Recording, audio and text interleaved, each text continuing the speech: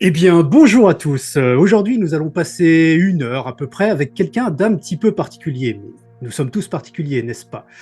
Et pour ça, aujourd'hui, eh bien, je vous propose de nous rendre un petit peu plutôt dans les coulisses de nos épreuves favorites. Alors certes, celui que nous recevons aujourd'hui est sportif et malgré son grand âge, hein, comme vous pouvez le voir, il est plutôt bien conservé. Certes, il a arpenté pas mal d'épreuves que l'on connaît tous, le marathon des sables en tête par exemple, mais Mm. il a plutôt l'habitude de tendre son micro et d'interviewer les autres plutôt que de participer lui-même et d'être interviewé. Nous avons dormi de nombreuses nuits sous tente, tous les deux, avec cet homme. Nous avons parcouru les mêmes pistes, désensablé les mêmes véhicules et essuyé les mêmes tempêtes de sable. Voici donc Philippe Fournier. Philippe, bonjour, comment Bon, vas-tu? bonjour Manu, ça va bien. Alors je précise, hein, effectivement, on a dormi ensemble dans la même tente, mais il y avait d'autres personnes. On n'était pas que tous les deux, hein. C'est ça, tout à fait. Nous étions nombreux. Ouais, Euh, peu de Dis-moi, souvenirs. pour ceux qui ne te connaissent pas trop, il y a sans doute un petit peu de monde qui nous regardera, qui ne te connaît pas trop. Est-ce que tu peux te présenter en quelques mots, nous dire un petit peu qui tu es dans la vie de tous les jours? Alors dans la vie de tous les jours, alors voilà, moi c'est Philippe Fournier, j'ai 55 ans, j'exerce le métier de journaliste depuis 1994, je crois, donc ça commence à faire un petit peu, 93 même. 1993, mon truc c'était vraiment d'intégrer le monde de l'aventure. Alors ça a pris un peu de temps, mais au final, à force d'emprunter différentes pistes, eh bien l'objectif a été atteint. Donc voilà, comme tu l'as dit, j'ai eu l'occasion de couvrir notamment le marathon des sables. Je crois que c'est vraiment l'épreuve, mon épreuve fétiche, mon épreuve de cœur, ça c'est clair. Mais j'ai aussi eu l'occasion de couvrir le Dakar, le Gazelle-Man, le Babel Raid, Africa Eco Race. l'Africa et Corrèze, j'allais y venir, voilà. Et là, c'était donc en fait un métier de journaliste. Au départ, c'est la radio, ça aussi, c'est mon média de cœur. Alors justement, hein, en t'écoutant, là, le début de cette vidéo, il est probable que les gens se disent, tiens, j'ai peut-être déjà entendu cette voix quelque part. Et en effet, il est possible que dans les régions les plus reculées de France, on entende ta voix lors de Flash Info, par exemple. Oui, parce que ça, c'est aussi une partie de mon activité. Effectivement, je réalise des flash infos qui sont diffusés sur différentes radios. Donc, c'est des radios locales ou régionales, hein. C'est pas, c'est pas Europe 1 ou RTL ou quoi que ce soit. Mais voilà, ça fait depuis ouais, 17 ans, je crois, que je travaille pour cette agence de presse où on réalise donc des flash infos qu'on met à disposition des stations locales qui n'ont pas de journalistes ou en complément de leur rédaction. Voilà, mais avant, j'ai exercé pendant 13 ans pour le groupe Énergie. Donc c'était Énergie, Chérie FM, Nostalgie. Voilà, pendant 13 ans. Avant de prendre une autre voie où j'avais un peu de besoin de liberté en fait. Et je crois que cette liberté-là, je l'ai un peu trouvée ici, effectivement. Et après, voilà, la vie réserve plein de surprises. Alors, on voit effectivement, hein, tu parlais d'aventure il y a une minute, tout autour de toi, il y a tout un environnement qui nous rappelle un Hum, petit peu l'aventure. Tu peux hum. nous en dire deux mots? Ouais, bah voilà, derrière c'est le crabe aux pinces d'or. Voilà, ça reflète Tintin, ses aventures. Et je crois que c'est ça qui m'a amené à ça en fait. J'étais un petit garçon assez solitaire. Voilà, j'ai été, on va dire, fils unique pendant 12 ans jusqu'à l'arrivée de mon petit frère. Donc pendant 12 ans, j'étais le seul petit gamin de la maison. Et en fait, mes refuges, c'était la lecture et les lectures d'aventure. Donc ça a commencé par les Tintins dès l'âge de 6 7 ans. Donc je crois que ça m'a vraiment, vraiment marqué au fer rouge en fait. Ces aventures, ce petit gars qui partait au bout du monde et qui lui arrivait plein de choses. Et je crois que c'est ça qui m'a donné envie de faire ce métier. Et ensuite, ça a été d'autres lectures comme les Jack London, les Jules Verne et autres qui m'ont vraiment amené à ça. Je crois que voilà, c'était vraiment une soif de découverte, mais de vivre voilà, ces moments intenses avec plein de personnes différentes, de rencontrer du monde, de rencontrer des cultures différentes, et voilà, de sortir de sa zone de confort. Je crois que c'est vraiment ça qui m'a amené à faire ce métier-là. Et comme je disais tout à l'heure, voilà, moi je suis rentré dans une école de journalisme classique. Ça a été la radio qui s'est proposée à moi. Et voilà, ça a été vraiment une rencontre. Je suis vraiment tombé amoureux de ce média-là. Mais au fond de moi, c'était vraiment de couvrir ce genre d'événement, comme je l'ai dit tout à l'heure, que ce soit le Dakar, l'Africa ou le Marathon des Sables. Mais c'était particulièrement difficile parce que les pistes pour y arriver, bah, sont pas nombreuses. Contrairement, j'avais pas mal de copains qui voulaient entrer dans le monde du football. Bah, faire commentateur de foot, même si les places sont chères, c'est quand même beaucoup plus facile parce qu'il y a beaucoup plus de médias qui font ce genre de contenu. Tandis que le milieu de l'aventure, bah, c'était, mis à part à l'époque, il y en avait qu'un qui le faisait, c'était Nicolas Hulot. Mais Nicolas Hulot, il avait carrément son précaré et clairement, on rentrait pas trop. Bon, après, moi, j'avais réussi à y rentrer voilà, par différentes connaissances et on m'avait proposé à l'époque de faire des commentaires de voix. Donc, là, petit pas que je me retrouve à faire un commentaire sur l'Irian Jaya, donc sur les Papous. Donc à l'époque, on reçoit des VHS. Donc sur ces VHS, il fallait faire les traductions. Donc tu connais mon niveau d'anglais, donc ça a été compliqué. Donc j'ai fait appel à des copains qui m'ont fait la traduction et après j'ai posé ma voix. Donc l'expérience est concluante. Donc à 24 ou 25 ans, ça y est, je me suis cru arrivé. Je me suis dit c'est génial, ça y est, je suis au sein des saints. Et ben non, parce que en fait, voilà, moi je suis rentré peut-être en février, quelque chose comme ça, pour ce commentaire de voix chez Ushuaïa. Et arrivé au mois de juin, il change de formule. C'est plus Ushuaïa classique, il passe sur Ushuaïa Nature. Il n'achète plus en fait de documentaires à l'étranger, que ce soit les docs de la BBC ou chez les Américains. Et du coup, ils n'ont plus besoin de commentaires de voix. Donc, ils ne gardent que le commentateur historique et tous les autres, ils sont virés, dont moi le premier, puisque j'étais le dernier rentré et j'ai été le premier sorti. Mais moi, ça a été un peu ça ma vie, hein. Voilà. Le Dakar, pareil, on me propose de couvrir le Dakar pendant 5 ans. Au final, je le fais une fois, je me dis, bon, c'est ok, c'était pas mal et tout, mais l'année prochaine, je ferai beaucoup mieux. Bah, il n'y a pas eu d'année d'après parce qu'en final, la radio pour laquelle je travaillais se sont rendu compte que c'était pas du tout le public. Le public n'était pas du tout féru de ce genre de choses. Donc, l'aventure qui devait durer 5 ans n'a duré qu'une seule édition. Voilà, donc quand je dis que voilà, quand je pensais que la porte était ouverte, elle se refermait quasiment rapidement. Mais celui qui m'a vraiment donné ma chance, c'est Patrick Bauer. On va y revenir. Tu as évoqué le fait que tu étais amoureux de ce média, de la radio. Hmm. Est-ce que tu pourrais définir un peu mieux ça? Pourquoi? Euh, Quoi. Alors, euh, pareil, ça remonte à l'enfance en fait, c'est ça qui est rigolo. Et je pense que la vie d'un homme, c'est vraiment lié à son enfance. Moi, ça a été sur plein de choses déterminantes. Je parlais de Tintin, mais l'autre facteur déterminant pour embrasser ce métier, ça a été, je raconte un peu ma vie, hein, mais voilà, ma grand-mère, on habitait, moi je vivais en région parisienne, dans le Val-de-Marne, et donc on est à 20 km de Paris.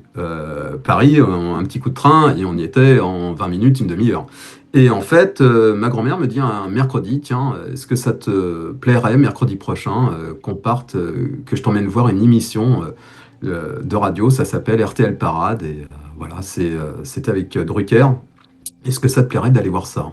Et je dis, bah, bien sûr, donc on va voir ça. Et là, et en fait, je rentre à RTL, j'arrive dans ce studio, manque de chance, ce n'est pas, on va dire, le dinosaure Michel Drucker qui était présent parce qu'elle était malade ce jour-là, mais c'était André Torrent. C'était aussi un grand animateur d'RTL à l'époque, dans les années 70, début 80. Et à partir de là, quand je suis sorti de là, je me revois descendre ces escaliers d'RTL, parce que les studios sont hauts, il y a un grand escalier, un petit peu en colimaçon comme ça, là, qui descend. Et je dis à ma grand-mère, je sais ce que je veux faire, je ferai de la radio un jour. Et en fait, cette idée-là, bah, ça a toujours été dans un petit coin de ma tête. Malheureusement, enfin, ou heureusement, je ne sais pas si c'est malheureusement ou heureusement, mais moi, j'étais pas du tout du sérail. Mes parents n'étaient pas du tout du milieu. J'avais qu'une petite cousine, effectivement, qui travaillait à France Inter, qui faisait la météo à France Inter. Donc voilà, et heureusement qu'un jour elle était là, parce qu'elle m'a aussi mis le pied à l'étrier. Et voilà, donc ça m'a jamais quitté. Mais bon, après, sincèrement, n'étant pas un élève particulièrement studieux, mais plutôt un gamin particulièrement rêveur, il y avait que deux matières qui m'intéressaient. C'était le sport et l'histoire géo. Voilà, tout le reste ne m'intéressait pas. Et en fait, à l'école, j'étais plus en train de regarder par la fenêtre ce qui se passait que de regarder le tableau noir. Et en fait, ça a été relativement compliqué. Après, voilà, j'ai eu de la chance aussi d'avoir des parents qui m'ont écouté. Voilà. Parce qu'un jour, à l'issue de ma fac de droit, de mes autres 2 ans de droit, il n'y avait pas tellement de possibilités qui se profilaient. C'était soit je faisais, on va dire, flic, inspecteur. Mais moi, je me voyais inspecteur comme Mel Gibson, comme Belmondo, avec le flingue dans la ceinture, et voilà, à courir après les méchants. Voilà, encore un peu d'aventure.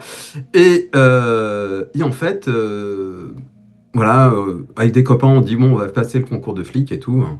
Et là, plus ça allait, plus ça se rapprochait, plus je me disais, non, non, c'est pas ça que je veux faire. Et coup de chance, en fait, je passe un jour près d'un kiosque à journaux, j'achète l'étudiant, et à la fin du magazine L'étudiant, il y a une pub pour une école qui forme à tous les métiers de la radio. Et à partir de là, je prends contact avec cette école-là, je passe les entretiens. Premier entretien dure 3 heures. À l'issue de cet entretien, le directeur me dit, écoute, c'est tu les aptitudes, mais j'aimerais te voir avec soit ta mère, soit ton père pour voir comment tu te comportes avec une autorité. Et en fait, le second entretien, moi je pensais y aller avec maman. Bah non, ça a été avec papa. Donc avec papa, c'est un peu plus compliqué qu'avec maman. Et en fait, voilà, l'entretien a duré 6 heures. Et au final, à l'issue de cet entretien, je suis pris dans cette école. Et mon père, à l'issue de cet entretien, on monte dans la voiture, il me regarde, il me dit, je te préviens, on va t'aider, mais t'as pas intérêt à nous décevoir. Et je crois que cette phrase m'a résonné pendant pas mal de temps, pendant tous les cas, pendant toute l'année de l'école. Et à l'issue de cette école, voilà, j'ai eu la chance de sortir parmi, on va dire, les premiers qui sont partis en stage. Et de ce stage, ça a débouché après, voilà, sur la suite, quoi.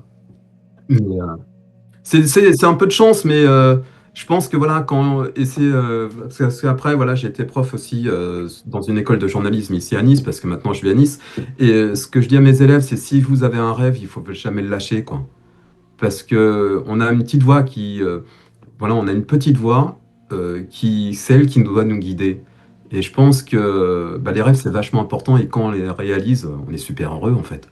Moi, je regrette rien de ce que j'ai fait, quoi. Ouais, ouais, ton parcours, effectivement, est assez atypique et en même temps exemplaire dans le sens où on peut transformer ses rêves d'enfant, en quelque chose d'assez réel, d'assez tangible. En parallèle de cette carrière de journaliste radio, et pas que, on va voir aussi que tu as fait d'autres choses intéressantes. Tu es ça se voit un petit peu, un sportif devant l'éternel. Le sport, ça transpire en toi. Comment tu te définirais en tant que sportif? Qu'est-ce que c'est le sport pour toi? Le sport, en fait, ça fait partie de ma vie, en fait. C'est comme si, enfin, c'est pour moi, c'est la même chose que de me nourrir, que de boire de l'eau ou quoi que ce soit. C'est un véritable besoin. J'ai besoin de faire du sport. Après, voilà, attention, hein, je fais pas du sport à haut niveau, voilà, mais je fais du sport à mon niveau. Et en fait, je fais aussi du sport pour me faire plaisir. Voilà, c'est pour un bien-être, c'est aussi pour, il faut pas se leurrer, hein, c'est aussi pour garder la forme, une certaine forme également. C'est pas pour pas avoir les formes, je préfère garder la forme. Et voilà, j'ai une femme qui est un peu plus jeune que moi, elle a 6 ans de moins. J'ai 3 enfants, dont encore une petite qui a 8 ans. Et bah papa, il doit être en forme pour l'emmener par exemple faire du roller, pour l'emmener jouer sur la plage pour aller nager avec elle. Voilà, donc il faut que je sois alerte, mais c'est vraiment un concept de vie en fait. J'en ai toujours fait. J'en ai toujours fait, donc je pense que c'est dans mon ADN. C'est une discipline, mais dans un sens un peu vertueux plutôt. Ouais, c'est une discipline, mais je peux pas dire, enfin, c'est pas une contrainte en fait. Pour moi, une discipline, c'est une contrainte en fait. Voilà, il faut faire ça parce que tu es obligé. Je suis pas obligé d'en faire, mais en fait, j'en ai besoin. Il y en a qui fument, moi j'ai besoin bah ouais, d'aller faire du vélo, de faire des pompes, d'aller faire de la gym. En plus, maintenant, moi comme je disais, j'ai 3 enfants, dont un fils qui est coach sportif et qui est responsable de salle. Donc forcément, à un moment donné, il me dit, papa, il faut venir à la salle. J'ai été relativement réfractaire parce que c'est pas forcément mon truc. Je préfère faire du sport en pleine nature, surtout ici, dans la région, il y a quand même quoi faire. Mais j'avoue que ça fait pas mal, ça fait du bien. C'est vrai que ça fait du bien, puis en plus, voilà, ça permet de partager quelque chose avec son gamin. Donc, voilà, puis chez nous, la famille, c'est super important. Donc tu disais, je ne dévoile rien, tu l'as dit tout à l'heure que tu avais 55 ans. Ouais. Est-ce que le Philippe sportif à 25 ans, il est différent de celui d'aujourd'hui, 30 ans après? Est-ce que ta pratique a évolué pendant ce laps de temps? En fait, c'est rigolo, mais je reviens toujours au rêve, en fait. Voilà. Moi, pareil, j'ai jamais rêvé de football. Moi, j'ai rêvé de mecs qui couraient dans le désert. Voilà, mais c'est rigolo, hein, mais c'est toujours, mais parce que c'est lié à l'aventure. Moi, ce qui m'a fait rêver, c'est les gars qui faisaient le raid gauloise. Voilà, pour moi, le sport est lié à l'aventure. Voilà, je veux pas dénigrer ceux qui jouent au foot, hein, loin de là, mais c'est pas mon truc. Voilà, courir après un ballon, ça ne m'intéresse pas. Voilà, courir pour atteindre un but, pour arriver à atteindre une étape, à voir des paysages, à partager des moments intenses avec un binôme ou quoi que ce soit. Mais voilà, moi, c'est ce que je recherche dans le sport, en fait. Et ce qui est rigolo, par exemple, quand je prends mon vélo, même si c'est pour aller faire 10 kilomètres autour de chez moi, mais je pars comme si j'allais à l'aventure. Ouais, c'est une aventure. Voilà. Parce que je vais découvrir un nouveau chemin, parce que voilà, voilà. Et puis en fait, alors ce qui est rigolo aussi, c'est que quand je fais du sport, j'ai toujours l'impression de faire les Jeux Olympiques. Je fais du sport pour la perf, en fait. Alors que je suis pas performeur, hein, voilà, j'ai jamais performé quoi que ce soit, mais dans mon état d'esprit, voilà, je pars pour la gagne. Tu regardes toujours ton chrono, tu regardes toujours le poids que Ouais, tu ouais. soulèves, etc. Ouais, c'est ça. Et voilà, j'ai eu l'occasion de faire une course dans le désert il y a quelques années. Mais j'étais tellement. Alors tout le monde me disait, ouais, tu vas voir, tu vas faire de l'introspection, tu vas revenir, tu vas changer, tu vas être changé. Mais que dalle! Moi, j'étais bloqué sur mon chrono, j'ai quasiment pas vu les. Enfin, je vais pas dire que j'ai pas vu les paysages, mais voilà, il fallait que j'arrive à atteindre l'arrivée dans ce temps imparti et j'étais focus là-dessus, quoi. Mais c'était une expérience géniale, ça. Donc, C'était t'es pas ce genre de coureur introspectif qui va découvrir toute la vacuité de l'existence humaine et l'existence Non, de... mais en fait, parce que je crois que je pense que je suis pas assez cérébral pour ça, en fait. Voilà, moi, je pense que je suis dans l'instant T. Voilà, voilà, je, il faut pas me parler de yoga, de méditation, tout ça me parle pas, en fait. C'est peut-être dommage, hein, j'en aurais peut-être besoin. En fait, je suis quelqu'un qui est tout le temps dans l'action et dans le chrono. Parce qu'aussi, je fais un métier où je suis timé. Je suis un métier où il faut que je fasse des flashs de 2 minutes 00. Il faut que je fasse des journaux de 4 minutes 00. Quand je fais des prestats en télé, bah pareil, il faut que les lancements, ça dure 30 à 35 secondes. Donc en fait, ma femme, elle me dit, en fait, voilà, toi, en clair, tu es un chrono ambulant. Et même le week-end, hein, il faut se presser. Hein. C'est en gros, tiens, on a ça à faire, hop, hop, hop, allez, tout le monde est prêt, on y va. Hein. Voilà, je suis timé en fait. Et en fait, ça se ressent également dans la pratique sportive. Hmm. Ouais, Voilà. bien sûr. Et tu as donc participé à une course, effectivement, dans Ouais, le désert, ouais. qui s'appelle le Race La Raid Desert. Desert Marathon. Exactement. Donc, c'était quand même un petit peu long et par étapes. Ouais, c'était 3 étapes, c'était 120 kilomètres, c'était 40 kilomètres à peu près par jour, en gros. Hein. Ouais, je pense qu'ils n'étaient pas très regardants sur le nombre de kilométrage, donc c'était soit un peu plus chaque jour, un jour et peut-être un peu moins le second, mais c'était une expérience d'enfer. J'ai partagé ça avec euh, celui que j'appelle mon frérot parce que c'est vraiment mon frère. Voilà. Mais moi, alors j'ai pas eu de bol parce que moi, je me suis blessé. Alors je savais hein, que j'avais une petite tendinite au tendon d'Achille qui était par ici, par là. Mais bon, je me disais ça va tenir. Sauf que premier jour, première étape, au bout de 10 kilomètres, même pas, la tendinite s'est réveillée. Donc là, plus question de courir. Donc bah, j'ai fait tout le parcours en marchant. Mais enfin, je pense que j'ai marché relativement bien. Voilà. Mais c'était une expérience fabuleuse. Et en plus, alors ce qui était, je pense que c'était une course relativement intimiste. On n'était vraiment pas nombreux. Je crois qu'on était une trentaine au départ. Mais je crois que, mais en fait, ça m'a permis de voir un peu ce qu'avaient vécu les pionniers en fait du marathon des sables parce que moi je me suis retrouvé pendant des heures mais seul au milieu de nulle part. Bon alors après il faudra voilà au niveau de la sécurité c'était pas ça, on n'avait pas de balise rien, il y avait qu'un véhicule qui remontait la colonne mais la colonne elle s'étirait sur je sais pas combien de bornes. Donc mais c'est après hein, je me suis dit en fait tu te fais piquer par un truc, il t'arrive une crise cardiaque, enfin un pépin, t'es mort. En fait, t'es mort. Mais voilà, c'était génial. Moi, je me suis éclaté. Je me suis paumé et tout. C'était chouette. Ouais. Un bon souvenir. Mais en fait, moi, j'ai fait ça pour pouvoir après faire le marathon des sables. Et en fait, entre les deux, ben, je me suis sur un entraînement. avec un de mes copains qui, lui, se préparait vraiment à faire le marathon des sables et tout et tout. Et en fait, je me suis blessé. Et en fait, là, je me suis fait une hernie discale.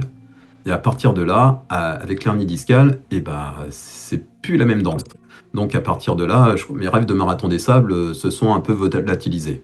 Donc voilà. Mais je crois que euh, ce qui me faisait très peur quand même sur le marathon des sables, c'était le 90. Donc je pense que néanmoins, l'hernie discale m'a bien aidé pour, voilà, pour me défiler un petit peu. Je l'avoue, hein. Je l'avoue, hein. Et néanmoins, cette hernie, alors on s'en défait jamais vraiment, hein, C'est fini? même avec les opérations. Ouais, mais elle te gêne Non? absolument pas, non? C'est fini. Et en plein, alors en fait, c'est pour ça aussi que je continue. Je pense que c'est lié à la salle. Hmm. Mon fils m'a fait faire plein d'exercices, plein de trucs, et au final, le fait de s'être musclé, bah, ça aide. Et j'ai plus mal du tout, quoi.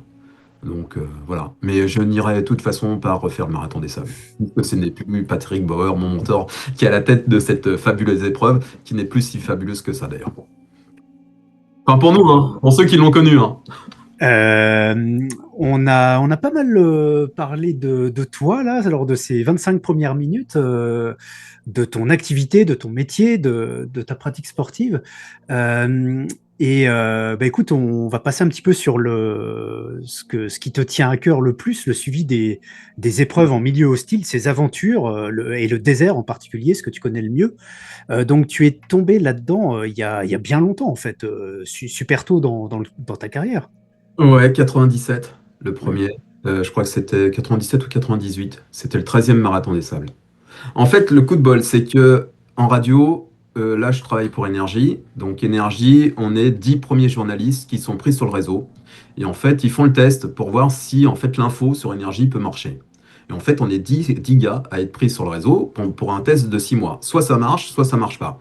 Moi, on me propose en premier lieu d'aller bosser à Caen, parce que j'avais déjà bossé en Normandie. Donc voilà, enfin, je me suis dit pourquoi pas. Enfin, c'est pas ce qui me plaisait le plus, mais enfin bon. Et en fait, à 23 h, on me rappelle, on me dit non, c'est plus Caen, c'est Troyes. Bon, bah ok, que ça soit. Ok, très bien. Bah, Troyes, ça arrangeait mon épouse, c'était pas trop loin de chez ses parents, donc ok, on part à Troyes.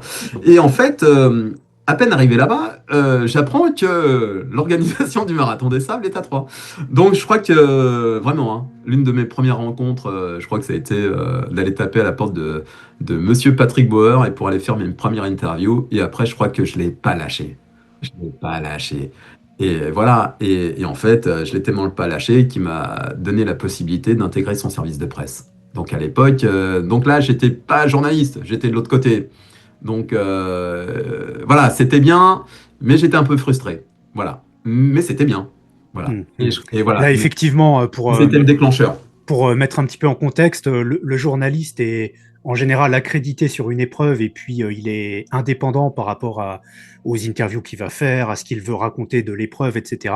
Alors que quand tu es dans le service de presse de l'épreuve, eh bien, tu es là Au service euh, de. pour travailler la communication de l'épreuve en Ouais, question. et Et puis évidemment que tu ne vas pas avoir les mêmes angles de c'est ça. Et travail. puis était au service des journalistes, quoi.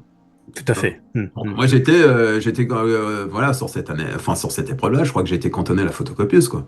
Donc Ok, ok. non, voilà, non, mais pour schématiser, donc c'est vrai qu'il y avait un côté, moi qui, mais ça a été, voilà, ça a été le déclencheur. Et puis la rencontre avec lui. C'est la première fois que tu allais dans le désert ou tu y étais déjà allé dans un Non, autre non, cadre? c'était la première fois. Hmm. C'était la première fois, c'était une véritable découverte, pareil, et c'était l'aventure, parce que, Et tu suivais déjà à l'époque donc le Dakar depuis le début?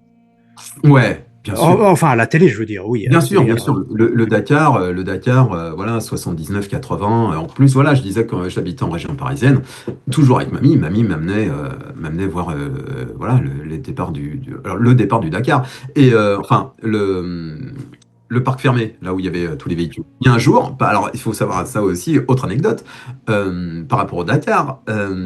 Donc le Dakar partait en général toujours le réveillon, enfin le 1er janvier. Et en fait, repas du réveillon avec toute la famille et tout. Et j'ai deux oncles avec qui je suis très proche parce qu'on a que même pas, on doit avoir 13 ans ou 15 ans de différence. Et donc moi, j'étais le gamin quoi, de la bande et je les tannais pour qu'ils m'emmènent sur le départ du Dakar. Et Latipak, voilà, je sais plus quelle année, mais enfin bon, ils disent allez, ok, tu nous tannes tellement, viens, allez, on prend la voiture et on y va. Et voilà, et on se retrouve donc sur le départ du Dakar. Et là, je me souviens que je leur dis, mais vous savez quoi, un jour, moi, j'y serai. Là, ils me disent, mais oui, Titi, t'as raison. Et voilà. Et voilà. Et de toute façon, un jour, j'y étais. Alors, donc 97 ou 18, tu es Ouais, sur ce premier marathon des sables et ouais, bah, tu côtoies pendant une dizaine de jours Patrick Bauer, ouais. donc le créateur de l'épreuve. Ouais.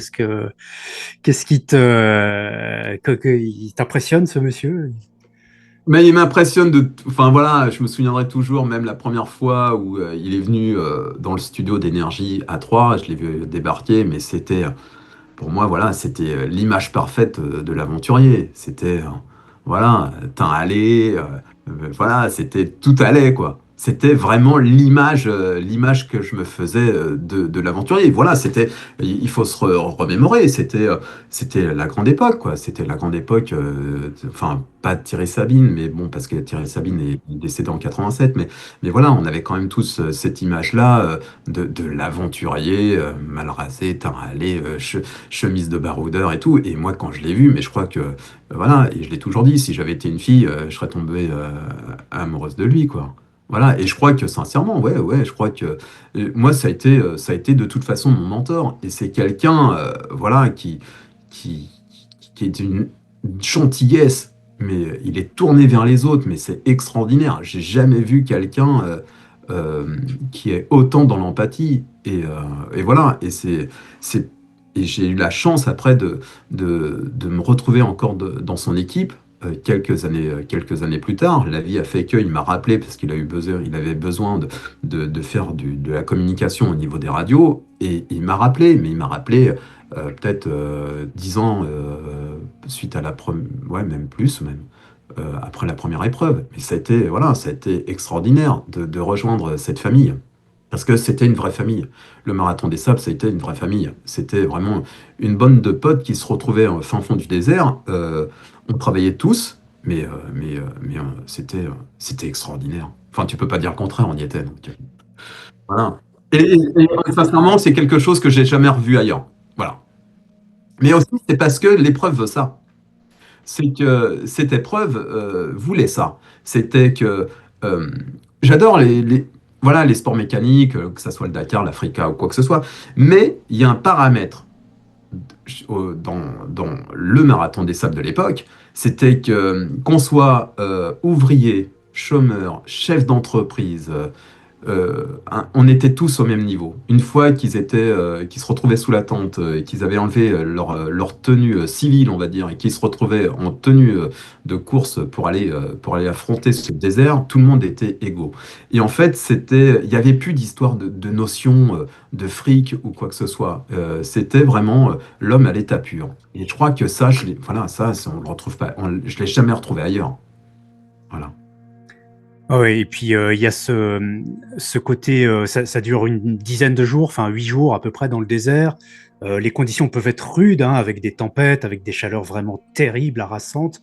Tout le monde, alors côté participant, est à pied. On n'a pas de véhicule, on n'a rien. On porte sur son dos la nourriture pour une semaine, son confort aussi, le sac de couchage, le matelas si on en veut un, etc. Donc c'est vrai que côté participant, il y a vraiment quelque chose de difficile. Et côté staff, malgré tout, on n'est pas non plus logé dans des hôtels 4 Ouais, mais étoiles. Et il y a une alors, certaine rudesse sur les autres également. épreuves non plus, hein. Le Mm. staff, on est, voilà, par exemple, je prends l'exemple du Dakar ou sur l'Africa, c'est à la route, ça, hein. Donc, c'est vraiment à la route. Voilà, c'est peut-être encore plus à la route que sur le marathon des sables. Et en plus, les étapes sont longues. Parce que sur les transitions du marathon des sables, quand on prenait, nous, les véhicules pour allier le point A au point B, voilà, c'était relativement court.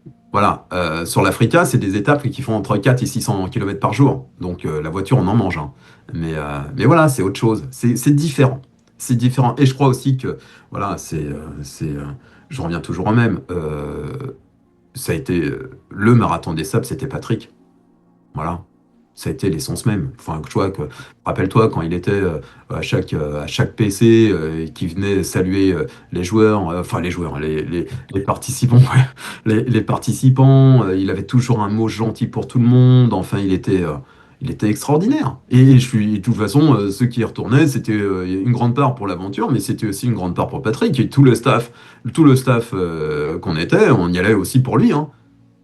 Avant tout pour lui. Tout à fait. Tu en as vécu 6 ou 7, c'est ça, des marathons des sables? 7, ouais.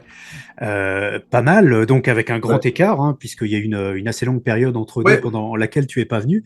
Est-ce que tu as des souvenirs particuliers du désert, d'endroits en particulier ou de rencontres peut-être avec des, Ouais.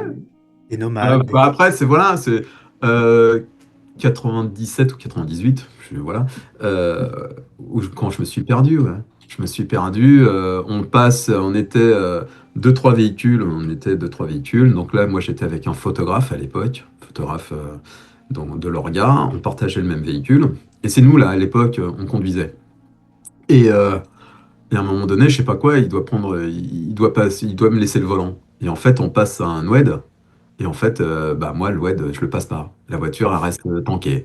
Donc là, lui, il est vraiment embêté parce qu'il faut qu'il continue de faire ses photos. Donc je lui dis, bah écoute, c'est pas grave. Euh, Prends l'autre véhicule, vas-y, prends celui. Moi, j'attends, je vais donner la position et puis ils vont venir me rechercher, quoi. Sauf que bleu comme j'étais, j'ai pas donné. À l'époque, on n'avait pas le GPS. Donc j'ai pas donné la bonne position sur la carte. Hmm. Donc en fait, quand ils ont commencé à vouloir me chercher, ils me trouvaient pas. Donc à la radio, il me dit, mais on te trouve pas, on voit pas où t'es. Donc là, ça commençait un peu à durer quand même, hein, parce que là, ça se passe pas en minutes, ça se passe en quelques heures. Donc la solution, ils me disent, écoute, il faut qu'on arrive à te repérer, donc il faut que tu nous donnes un signal. Donc je prends dans le coffre mon sac, j'ouvre mon sac, je prends une polaire rouge et je montre, j'arrive à monter sur la plus haute dune qui était voilà, à proximité, et j'ai fait des grands signes, mais les voitures, je les voyais, c'était comme des Likintoy ou des majorettes, hein, c'était des toutes petites bagnoles. Et à un moment donné, j'ai vu une voiture, voilà, il arrivait vers moi, et puis voilà, et puis quand ils sont arrivés en 10 minutes, ça y est, j'étais sorti de l'oued, ouais, ça a été un super souvenir. Et puis après, il y a des rencontres aussi sur le marathon des sables, ou que ce soit quand je suis allé sur l'Africa, en Mauritanie, ou quoi que ce soit, avec ces populations. Il y a toujours des rencontres avec des gamins, avec les commerçants. Par exemple, une anecdote terrible. L'année passée, je suis sur l'Africa et on arrive à Merzouga. Parce que notre pilote doit s'arrêter au garage, il doit passer le bonjour à un garage qui est bien connu là-bas. Et en fait, moi, en face du garage, il y a une petite boutique qui vend des babioles, quoi. Et puis moi, j'aime bien les babioles. Donc, je me dirige vers cette petite boutique et là, le commerçant me dit, je te connais, toi? Ah bon? Il me dit, ouais, je te connais. Je dis, moi, je te connais pas. Il me dit, mais si, toi, t'étais sur le marathon des sables. Je dis, oui. Il me dit, mais moi, tu te rappelles, j'étais l'un des commerçants qui était sous la tente avec un tel et un tel. Et il me donne les noms de son frère ou de son cousin. Et effectivement, après, là, je l'ai remis. Et oui, parce que sur le marathon des sables, sur la première étape, sur le premier bivouac, effectivement, il y avait des commerçants qui s'installaient sous leur tente et qui nous vendaient des bracelets, les théières, les chèches ou quoi que ce soit. Et c'est vrai que j'allais souvent discuter avec eux lorsqu'ils étaient là. Et il m'a reconnu. Et là, je me suis dit, waouh, voilà, il y a des trucs tout, ouais, c'est dingue quoi. C'est rigolo. Et puis voilà, les rencontres avec les gamins, voilà, voilà, ça aussi, c'est parce que les nôtres, s'ils n'ont pas la PlayStation ou quoi que ce soit, ils se demandent comment ils vont vivre. Mais eux, ils n'ont pas de PlayStation et je pense qu'ils, voilà, ils vivent tout aussi bien. Enfin, en tous les cas, ils vivent différemment. Mais j'ai pas vu d'enfants malheureux en fait. Ça aussi, même au fin fond du désert. Pareil, sur l'Africa, parce que l'Africa, c'est 6 000 kilomètres, hein. On fait beaucoup, beaucoup de kilomètres. Et j'ai eu la chance d'aller à Chinguetti. Chinguetti, c'est l'une des villes saintes de l'islam. Et c'est une ville qui est envahie par le désert. Donc, avec l'aide de l'UNESCO ou quoi que ce soit, ils ont réussi à désensabler cette ville et c'est magnifique. C'est magnifique. Et là, j'ai eu l'impression que j'étais plus Tintin, mais j'étais Indiana Jones. Voilà, je me suis retrouvé dans un décor de cinéma. Pareil, on est arrivé à proximité d'une oasis. Et là, en Mauritanie, ça vit dans des huttes rondes. Voilà, ça fait des dômes. Et là, c'était magnifique et j'avais l'impression qu'il y avait des guerriers Maasai qui allaient sortir avec leurs boucliers et qui en étaient en plein, soit dans Indiana Jones ou le retour de la momie. C'était un décor de cinéma. Voilà. Et ça, oui, c'est des trucs qui marquent, quoi. Voilà. Puis après, il y a toutes les soirées qu'on a pu faire, marathon des sables sous la tente, à se raconter nos vies, hein. Voilà. Ça aussi, c'est des super souvenirs, quoi. Et dans les souvenirs marquants, j'imagine qu'il peut y avoir aussi des interviews, puisque tu en as réalisé, je ne sais pas, des centaines, j'imagine. Ouais. Et il doit y en avoir quelques-unes qui te restent peut-être davantage en mémoire que d'autres. Ouais, bah après c'est ces témoignages sur le marathon des sables où c'est des gens lambda qui se révèlent et qui nous racontent leur vie, pourquoi ils sont là. Je me souviens voilà qu'on était ensemble, qu'on faisait cette émission pour les réseaux sociaux où on interviewait cette jeune femme qui était atteinte d'une maladie qui était relativement handicapante pour elle et qui était allée jusqu'au bout. C'était voilà ou quelqu'un du staff qui s'est mis qui voilà qui était empli d'émotions parce que lui, ça faisait depuis l'âge de 13 ans qu'il était sur le marathon des sables et voilà. Et quand je lui pose une question, il a les larmes aux yeux, mais on a tous envie de pleurer, quoi. Voilà, ouais, c'est en fait, de toute façon, à chaque fois, une interview, c'est une rencontre. Et en fait, il faut que la rencontre elle soit la plus belle possible. Et c'est vrai que sur le marathon des sables, il y en a eu des super belles, quoi. Voilà. Et même sur des personnages qui étaient peut-être pas forcément faciles à aborder. Je sais pas si tu te souviens, mais quand il y a eu Laurie là, c'est quand même un garçon qui est dur, qui est dur en fait à percer. Et moi, mon rôle, c'est d'arriver à mettre les gens en confiance.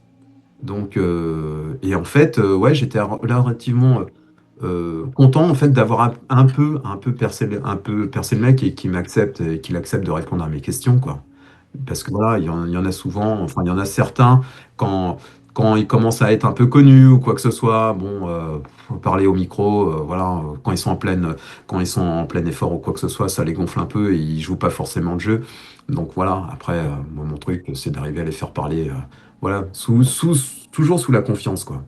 Voilà. Et puis, il y a aussi une petite déformation, c'est que les sportifs professionnels, on va dire, ou en tout cas ceux qui sont vraiment dans le haut niveau, l'élite, Ouais, la Mathieu plupart Blanchard. ils sont sponsorisés, ils ont des Ouais. formations en communication, etc. Ils ont tous un storytelling qu'ils déroulent lorsqu'on les interviewe. Et ce que j'aime moi particulièrement, et c'est pour ça qu'on est là, on est dans Poirot ici, donc vraiment dans le sportif anonyme lambda qui fait ça pour son plaisir, eh bien, on donne la parole à des gens qu'on ne connaît pas, qui sont dans le milieu du peloton, voire à la fin. Et souvent, ça déjà, on le fait jamais, personne ne le fait jamais, donner la parole aux anonymes.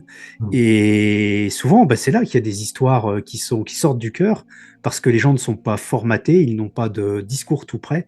Et dans des efforts comme ceux-ci qui sont vraiment durs, eh bien, on se met à nu et il se produit des moments un petit peu hors du temps, formidables. Ouais, en fait, en plus, chacun arrive avec son bagage, quoi. Et dans ce bagage, bah forcément, il y a plein de belles choses. Alors, voilà, parce que... Et ce qui est rigolo, c'est ça aussi, c'est que sur ce genre d'épreuve, et par exemple, ça, je le retrouve sur l'Africa chez les motards. Les motards qu'on appelle les malmotos. C'est-à-dire que ce sont des pilotes privés hein, qui partent avec pour seul outil une malle où ils ont de quoi réparer l'essentiel en fait de leur moto. Donc ils ont des pièces de rechange ou quoi que ce soit, mais ils n'ont pas d'assistance. C'est-à-dire que eux, ils font l'étape, mais lorsqu'ils arrivent sur l'étape, eh ben, il faut qu'ils se débrouillent pour faire l'entretien de la moto. Et ça, je retrouve un peu chez eux cette vulnérabilité que j'ai pu trouver sur le marathon des sables, chez les participants ou les participantes. Et en fait, ce qui est marrant, c'est ça aussi, quand on les prend au départ, ils sont tous pleins de certitudes. euh, Comme quoi ça ne sera qu'une formalité en fait de rejoindre l'arrivée et ça j'en ai vu aussi sur le marathon des sables. Moi non mais moi je fais j'enchaîne les marathons les machins je fais tant au kilo tatati tatata le marathon des sables ça va être facile. Ouais, et puis quand on arrive au quatrième ou cinquième jour le discours c'est plus le même Et voilà, et c'est ce qui faisait la beauté de l'épreuve. Et c'est là, et c'est à ce moment-là, en fait, que les interviews, elles sont les plus chouettes, en fait. Parce que ils sont à fleur de peau, parce que leur famille, elle leur manque, parce que l'épreuve, elle est de plus en plus compliquée. Ils sont en plein dans le doute. Et bah, forcément, là, ils se livrent au micro, quoi. Voilà, c'est un peu quand on est sur ce genre d'épreuve avec un micro, on devient un peu la Mireille Dumas, en fait, hein. Tu fais référence à Bas les masques, n'est-ce pas? Bas les masques, voilà, bas les baskets là. Non mais c'était chouette. Non mais c'est vrai, c'est bien, c'est bien. C'est pour ça que c'est un beau métier en fait. Et j'insiste, voilà, s'il y a des jeunes qui nous regardent, c'est un super métier. Voilà. Est-ce que tu es aussi passé par des moments difficiles à certains moments lors de ces épreuves ou dans ta carrière plus globalement? Bah oui, comme tout le monde. Ouais, je pense. Après, oui, oui. Enfin, bah, après, il y a un truc qui m'a marqué à vie. Ça a été, pour moi, ça a été l'interview avec Simone Veil ou Amba Baché, quoi. C'était le premier interview, je crois, politique que je faisais. Alors déjà, la politique, c'était vraiment pas mon truc. Voilà, je devais avoir 23 ou 24 ans et en fait, elle m'a envoyé dans les cordes. Mais bah, voilà, je crois qu'elle m'a dit, jeune homme, avant de poser une question, il faudra peut-être vérifier, quoi. Donc voilà. Donc ouais, je crois que c'est un souvenir. Voilà, après, il y a ouais, d'autres souvenirs où, en fait, voilà, j'ai croisé un des gars qui a marché sur la Lune, c'est Buzz Aldrin. Voilà, et c'est pour ça que je dis que c'est un métier extraordinaire, parce que ça m'a permis de rencontrer des gens, des personnalités que j'aurais jamais rencontrées dans ma vie. Et voilà, que ce soit des chefs d'État, des sportifs, des chanteurs, voilà. Mais, mais après, moi, je pense que. Enfin, moi, je préfère au final. Enfin, c'est pas au final, je sais que c'est ça. Je préfère les monsieur, madame comme tout le monde et qui ont des histoires extraordinaires. Parce qu'en plus, j'ai jamais été. Alors, Buzz Aldrin, ouais. Je crois que c'est comme si je rencontrais Christophe Colomb, ça c'est clair. Mais après, un chanteur, un acteur, ça m'a jamais vraiment fait rêver. Voilà. Voilà, c'est un job comme un autre, ils sont adulés. Et par exemple, ma femme me disait, mais au début, quand j'ai entamé ma carrière, où je faisais quand même à énergie, on en faisait, les chanteurs à la mode. Et elle me disait, mais voilà, mais pourquoi tu fais pas un carnet où chacun te met un petit mot? Je dis, mais je suis pas là pour ça. Et puis après, ça discrédite complètement mon job, quoi. En fait, non, je suis pas, enfin, je veux dire. Je suis pas fan en fait. Voilà, je suis pas là en tant que fan. Je suis là en tant que journaliste. Donc, si je commence à leur demander un autographe ou quoi que ce soit. Et pourtant, voilà, par exemple, sur le Dakar en 2002, j'étais avec Hallyday, quoi. Johnny Hallyday, j'aurais très bien pu lui dire, ouais, monsieur Hallyday, vous pouvez me signer un bras de nom. Ça se faisait pas, quoi. Puis en plus, j'aimais pas ça, quoi. Donc, et lui, pour en revenir, tiens, lui, c'était une super rencontre aussi. Un gars extraordinaire. Un homme, voilà. C'était quand même le Elvis Presley français. Et c'était un gars qui était super simple, en fait. Contrairement à d'autres, hein, qui sont cru arriver et qui sont passés aux oubliettes hein, depuis, hein. Pas de nom, pas de nom. Non, non, non, Euh, pas non. Mais voilà, mais après, voilà, sur le marathon des sables, voilà, des rencontres extraordinaires. Voilà, moi, après, j'ai plein de potes du marathon des sables qui étaient dans le peloton, parce que ça devient des potes, quoi, à un moment donné. Parce que quand on en fait 7, forcément, on les retrouve chaque année. Voilà, et voilà, ça a été quand même. Un déchirement lorsque pour moi l'épreuve s'est arrêtée. Mais ça a été ma décision de toute façon. Voilà, voilà, je tiens à le dire. On m'a pas mis à la porte et voilà, c'est moi qui ai dit je pars parce que mon père d'aventure partait. Voilà, donc il n'y avait pas lieu que je reste là-bas, quoi. Voilà. dans ces Et rencontres, ça, tu coupes pas, hein. dans ces rencontres marquantes, malheureusement ou heureusement, on ne sait pas, tu n'as pas rencontré ces petites bébêtes qui t'embêtaient un petit peu au réveil le petit matin. Tu avais un petit côté hein, pour tous les trucs qui rampent, Ah ouais, non cric, mais cric, ça. cric. ça- C'est marrant ça pour un aventurier, un Non, baroudeur. non, mais t'as pas les jetons. Non, mais quand je vous voyais, vous, là, n'importe quoi.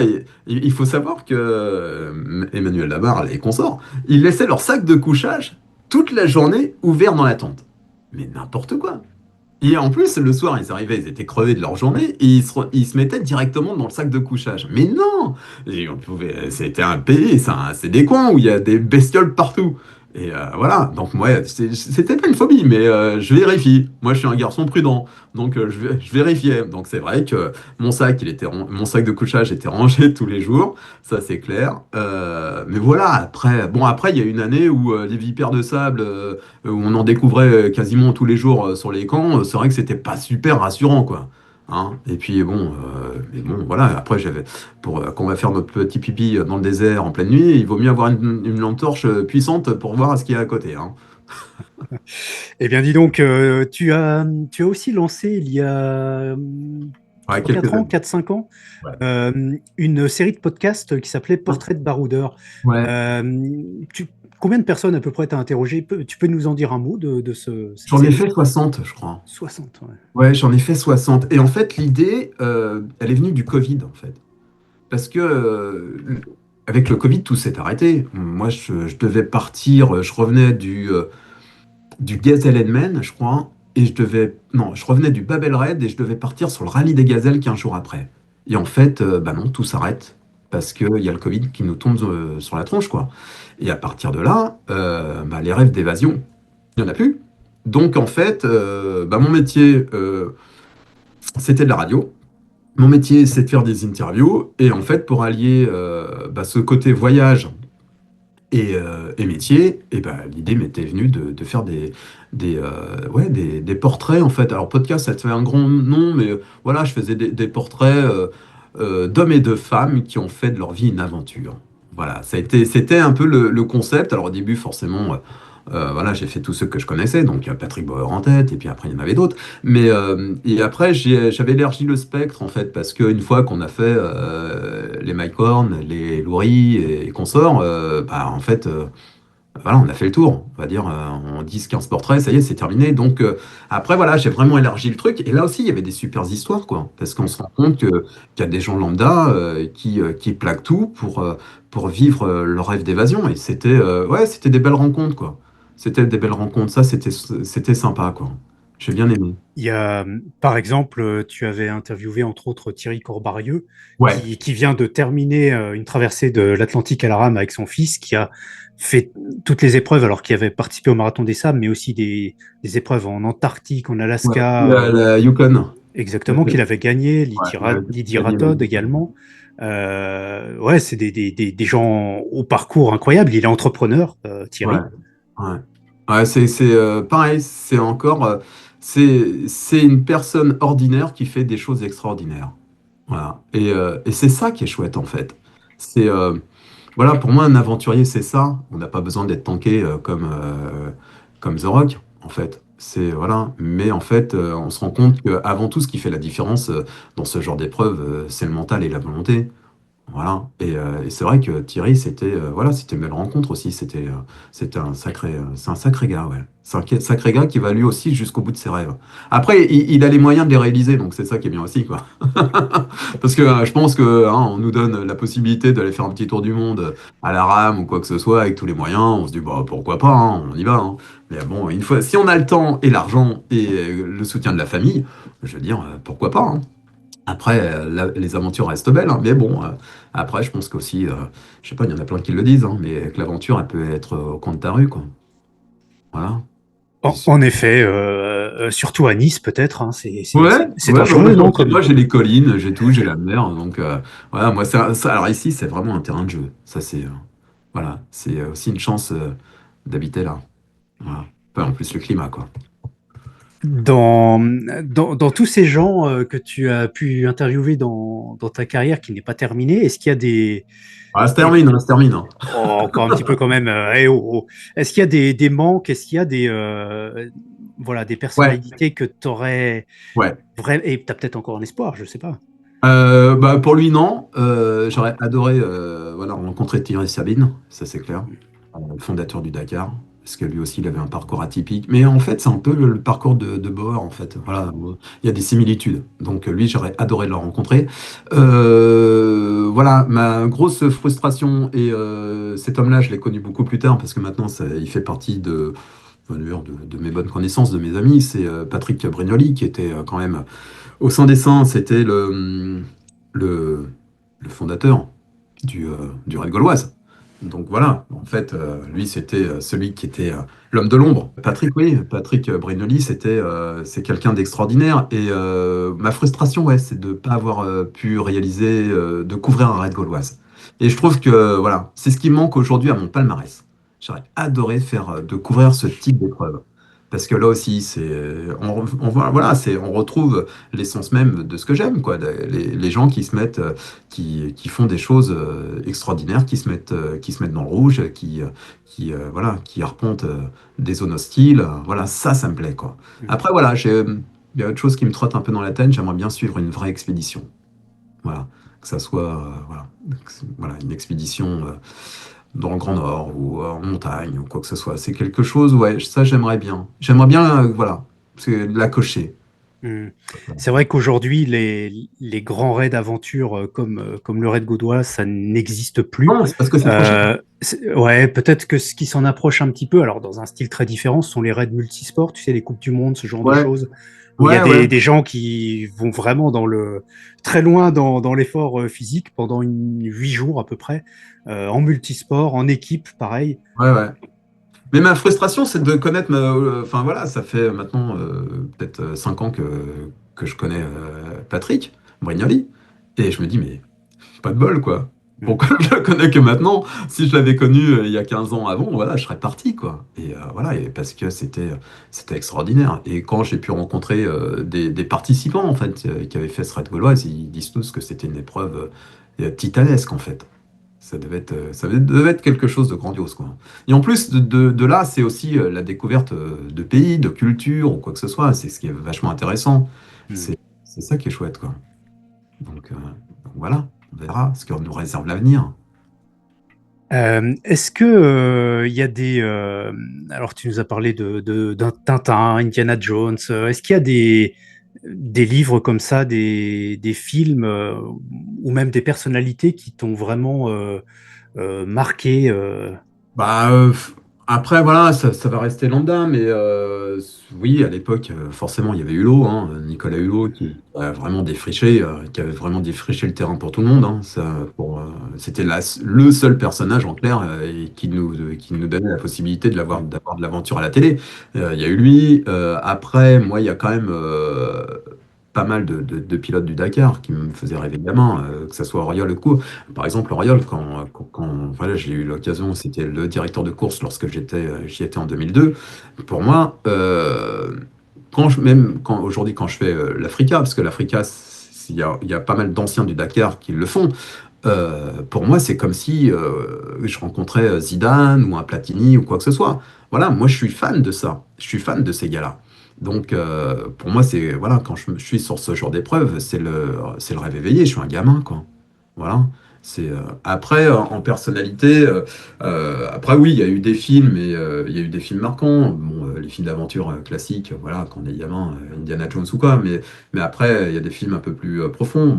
Un film qui m'a vraiment mis la larme à l'œil, c'était Into the Wild. Into the Wild, quand je l'ai vu au cinéma, ça m'a mis une sacrée claque quand même.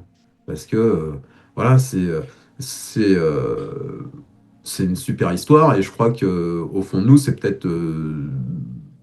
On se dit, ouais, pourquoi pas? Le gars, il est allé jusqu'au bout de son truc, il a vécu une vraie aventure, quoi. Là, c'est pas une aventure organisée, en fait, hein. non. Il y a pas d'assistance, il y a rien. Et le mec, il est allé Et, jusqu'au bout de ses rêves. Malheureusement, ça se termine mal. et tu Mais partages la conclusion de ce roman et de ce film, le bonheur ne vaut que s'il est partagé. ouais, je pense, ouais, bien sûr. Alors moi, ce que je regrette un peu, c'est que chez nous, enfin, au sein de ma famille, je suis le seul en fait. Mes gamins, c'est pas trop le trip. Ma femme encore moins. Elle, l'aventure, c'est les grands magasins et le shopping. Voilà, ça, c'est son aventure à elle. Voilà, enfin, voilà, c'est donc j'aimerais bien partager un truc fort comme ça avec que ça soit mon fils ou mes filles ou mon épouse, mais non, c'est pas possible. Donc là, c'est vrai que c'est un peu égoïste. Alors, ce qui était compliqué, et ce qui reste compliqué, c'est quand je pars comme ça, par exemple, l'Africa, c'est 3 semaines. Quand je pars 3 semaines et que je reviens, en fait, bah, tu partages pas grand-chose, en Mhm. fait. Parce qu'en fait, tu peux pas raconter. Parce que, en fait, mais alors, je compare ça je pense que c'est assez parlant. Lorsque les grands-parents reviennent d'un voyage, que ce soit à Pétarouchnok ou quoi, et qui reviennent avec leurs photos, ou à l'époque c'était les diapos, et qu'on faisait une soirée diapo, enfin un dimanche après-midi diapo, machin, et ah oui, gna gna, et qui nous racontaient leurs vacances, en fait, ça parlait qu'à eux, en fait. Parce que nous, on partageait pas, en fait, on n'y était pas. Et moi, je vis ça, en fait. Quand je reviens, bah, en fait, je peux pas trop partager parce qu'ils l'ont pas vécu, quoi. Et en fait, ils comprennent pas trop qu'on vit. Et ils comprennent surtout pas trop pourquoi on arrive fatigué. Pour eux, on revient de vacances. Voilà. Ça, ça a été mon cas. Je confirme que ce n'est pas tout à fait le cas. Non, non, mais voilà, mais forcément, on vient, on est bronzé, on est allé dans le désert, on a fait des trucs, on s'est éclaté, ou quoi que ce soit, mais à la fois, ça reste du boulot, hein. Voilà. Et si, il y a eu un beau truc à l'issue de l'Africa, de l'émission qu'on fait qui s'appelle AER Inside, qui s'est pas fait cette année, mais qui revient normalement l'année prochaine. On avait eu les félicitations de Gérard Rolls. Voilà. Et là, je me suis dit, pas mal, un gamin. Ouais, en effet, belle célébration. Ouais, Euh, Dis-moi, évoquons un tout petit instant sans nous attarder l'avenir. Comment tu te vois dans 10 ans? à la Est-ce retraite. que, est-ce que tu feras toujours tes combien, 50, 100 pompes Ouais, non, non, en te non, levant et... n'exagère pas, ouais, je suis peut-être à 50 pompes, tranquille. Ouais, je pourrais monter un peu plus, mais bon, voilà, j'ai pas forcément envie de monter pour trop. Mais oui, j'espère. En tous les cas, je fais tout pour. Je fais tout pour, et puis, ouais, et puis, bah, écoute, partager, j'espère que j'arriverai à emmener au moins mon épouse sur des trucs un peu sympas. Je sais qu'il lui faudra un hôtel un peu sympa, mais si je peux la faire sortir un petit peu de l'hôtel pour lui faire voir autre chose, voilà, ça, j'aimerais bien qu'on y arrive, ouais. Ça, voilà. Moi, je me vois bien, ouais. Mais voilà, et je me vois aussi bien passer le flambeau à la jeune génération. Voilà. Moi, sincèrement, la retraite, ça me fait pas trop peur, quoi. Enfin, si je suis encore en forme, quoi. Voilà. Enfin, ici, on l'a, quoi. Oui, c'est plutôt ça. Pour terminer, est-ce que tu aurais un ou plusieurs conseils d'ailleurs à donner à des gens, ces anonymes dont on parlait tout à l'heure, qui rêvent devant les aventures dont on parle, là, qu'on évoque, et bah, qui ont du mal à franchir le pas, qui hésitent un peu, qui savent pas Ben, par quel biais s'y prendre. quand j'étais prof à l'école de journalisme, je disais à mes élèves, qui avaient une vingtaine d'années, hein, je disais, ne rêvez pas de votre vie, faites de votre vie un rêve. Mais c'est vrai, en fait. Et franchement, je pense euh, enfin, je pense que c'est trop dommage, en fait, d'arriver à la fin de sa vie et de se dire, ah, si j'avais su, je l'aurais fait. Mais en fait, il faut pas avoir peur de le faire, en fait. Si, en fait, c'est une volonté profonde, en fait. Si il y a cette petite voix qui vous guide et qui vous dit, mais il faut le faire et tout. Qu'est-ce qui fait peur, en fait? C'est d'aller affronter l'inconnu, mais après, ça ouvre tellement de perspectives, en fait. C'est sortir de sa zone de confort, ça ouvre énormément de perspectives. Et ça aussi, pour moi, ça a été un leitmotiv, en fait.